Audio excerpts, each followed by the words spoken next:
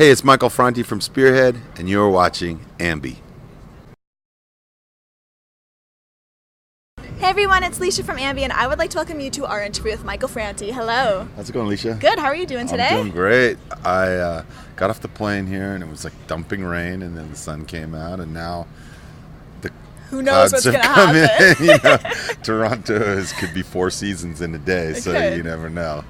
Well, you're now touring in support of your new record release, Soulrocker. How has this whole experience been treating you so far? Well, I make music for one reason, which is that I care about people and the planet.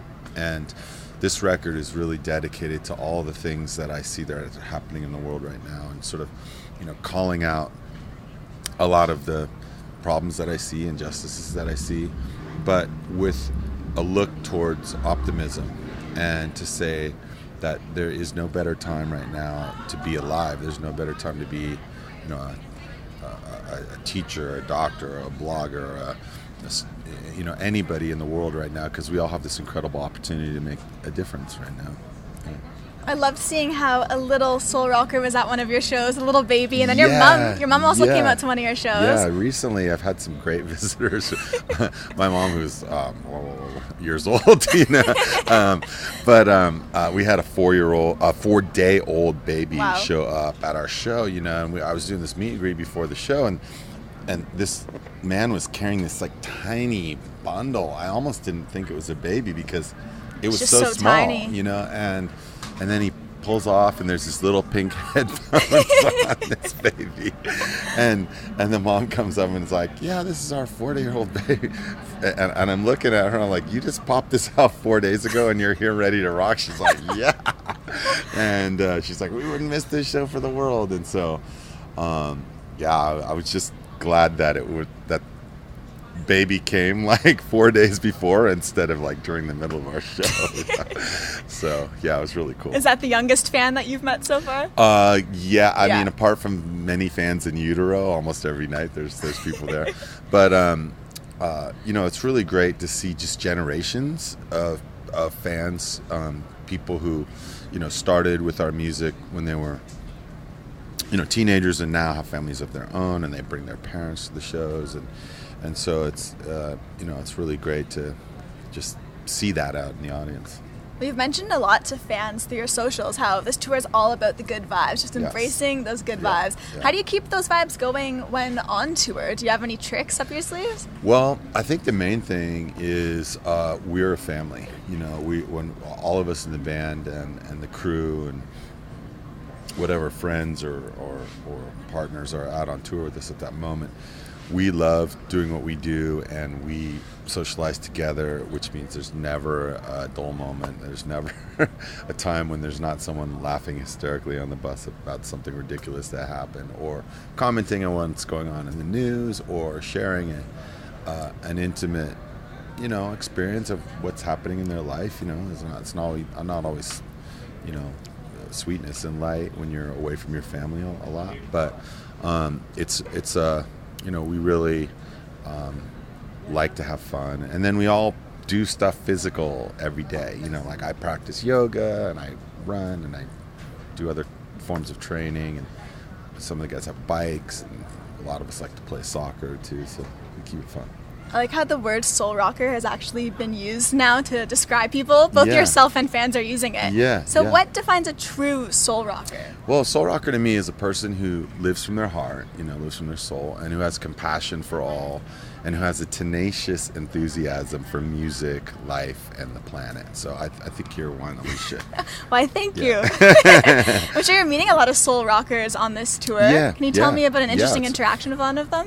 Well, I meet so many people who are going through incredible challenges, in their life. And, last night I met a woman who who just recently gone through chemotherapy. And she was like, I've set my target as like coming to this show. I wanted to like get better and get healthy, and so it's amazing to hear how music inspires people in that way. And,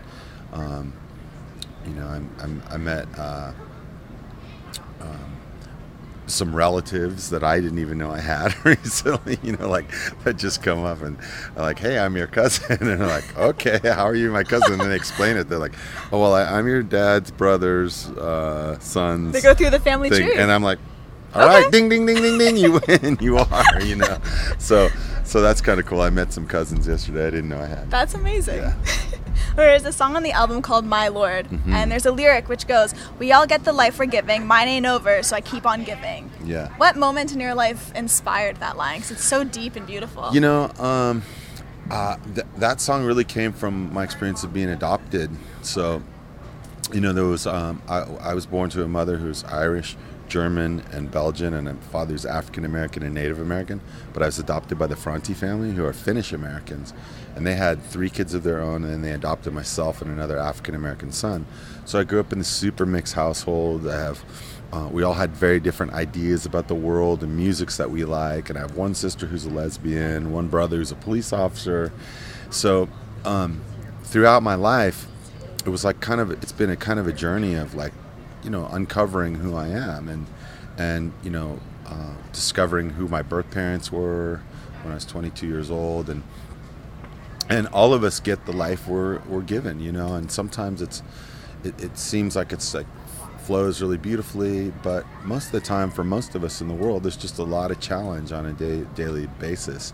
But that line in the song says, I'm not going to stop.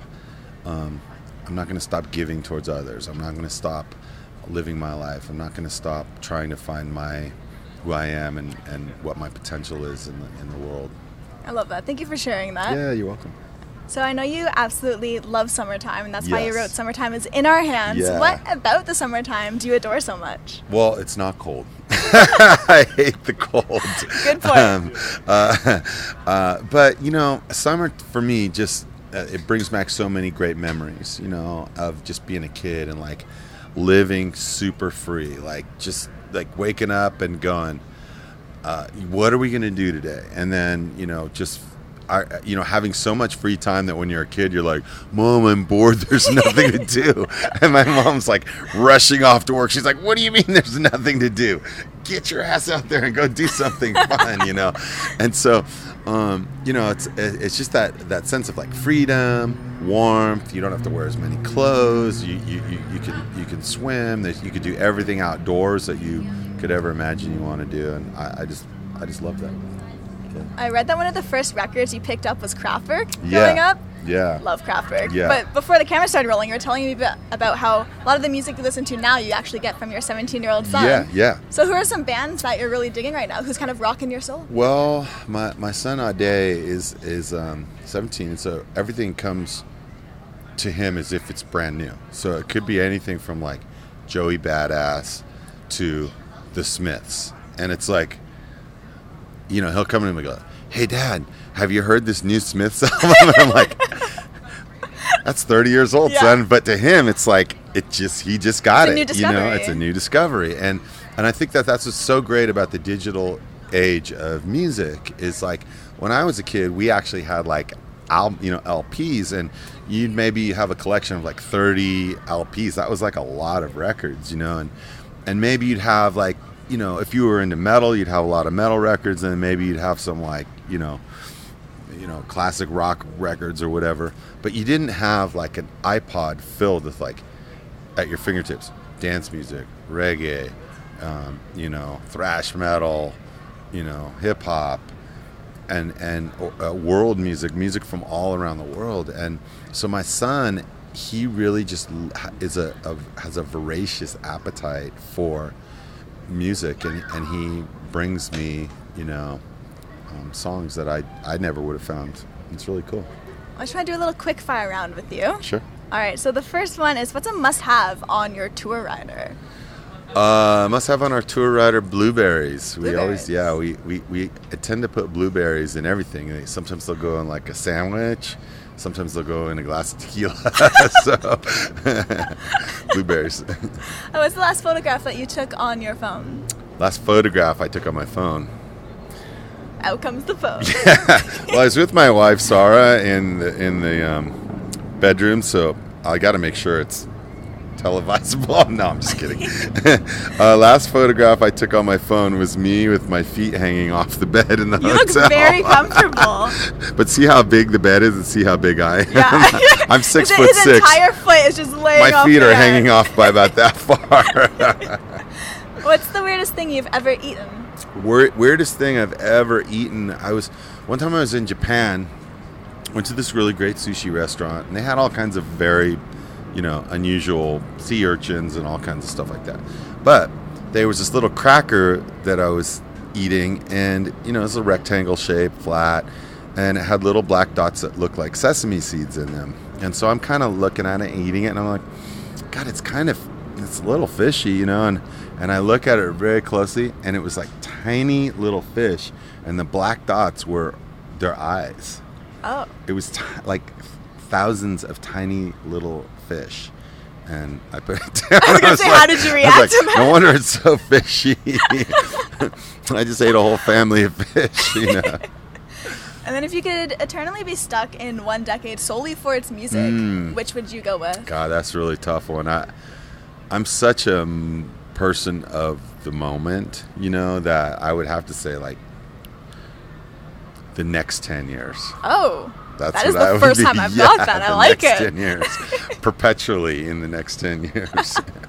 Let's to wrap everything up today. Is there anything you want to say to all of your fans who are going to be viewing our interview?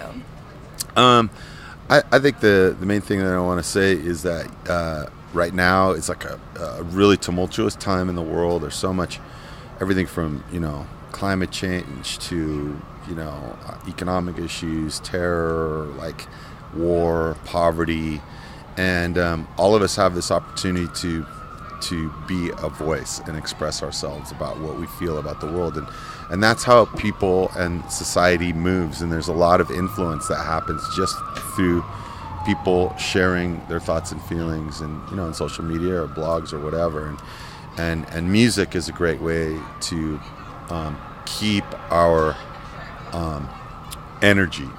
And so I hope that whatever is happening in your life right now, that you are able to speak your truth, and when things get tough, go to your musical medicine cabinet. Yeah. Beautiful. Just thank you so much for your time today. Thank you. It's awesome to talk to you. You too. Yeah. And remember, to everybody viewing, you can visit us at musicblogger.com for all exclusive interviews, features, videos, and so much more with your favorite artists. We'll see you next time. Yeah. Peace.